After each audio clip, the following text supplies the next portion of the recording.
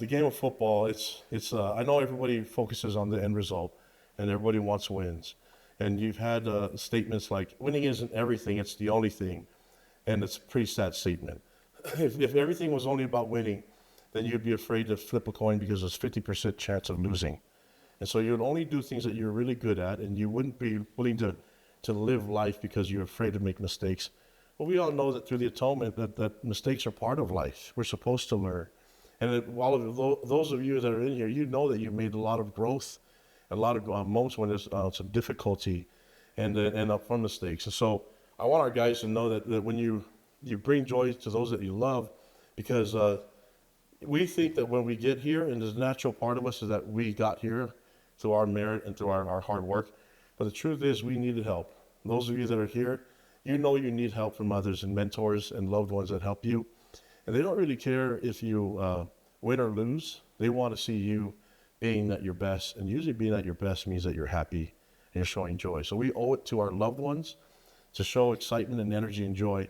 And so the team, with our team, the way it works is I don't let them, after a loss, I remind them that the best part of the game hasn't even happened yet. That we need to go out and embrace our family and our loved ones outside the locker room. If you're hurting, stay in the locker room. But once you get out of the locker room, you've got to be a big man, and you got to get out there and show them that you love them, no matter how hard you're hurting. And then I explained to them the reason why we do that, and it's interesting because imagine when you lose a game, and we've all been there. I've been there before, and you go to meet with your family, and you lost the game. You're frustrated and disappointed, and you go out to eat, and your family's saying, "Oh, that was a great block that you made, a great tackle, or great catch," and you're just like, "Yeah, I know, whatever." But you're not being yourself. What happens the next week, it creates this anxiety and stress that doesn't even need to be there. But all of this is happening because they need our team to win, because that's the only time they get baby boy back. That their son only shows up after they win games. For some reason, when we lose, my son's not going to be the same, or my brother is not going to be the same, or my friend, my husband. And we can't let the result of a game dictate whether or not we're going to be our best self. So when we in games, it's interesting. We lost the ASU game, and it was a tough game. And I remember being in the plane, and we had a flight attendant on the flight back from Arizona just questioned me. She said, "Did you guys win or lose?" And I said, "Oh, we lost." And she goes, "This is the happiest losing team I've ever seen." And I looked up, and guys were playing. It looked maybe like, if you're just used to the old school way, which is outdated, you'd look up, and I saw guys playing ukulele, I saw guys playing cards, guys laughing and joking.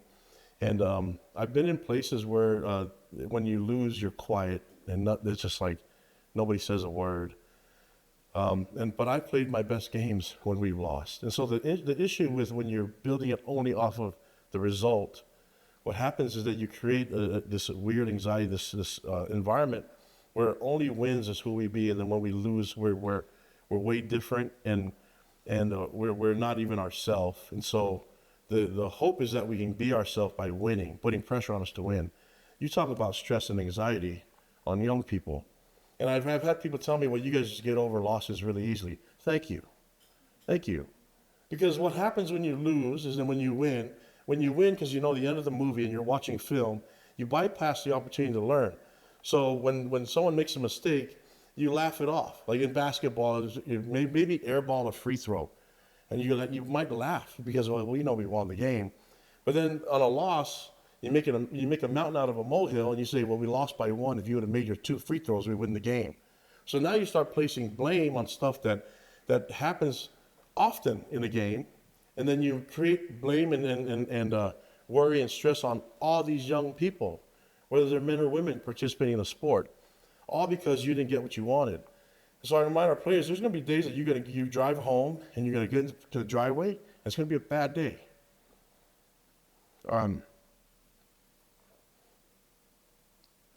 You're going to have to just decide what you're going to do, because your baby's going to come running up to you when that door opens, and he or she's going to be yelling "Daddy."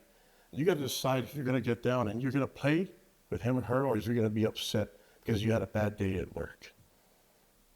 And then what happens if you do it that way? They're going to be watching if dad is strutting or if he's dragging his feet to guess whether he's having a bad day. What stress can you put on a young person doing it that way? Just be dad, be mom, and be the person that God wants you to be.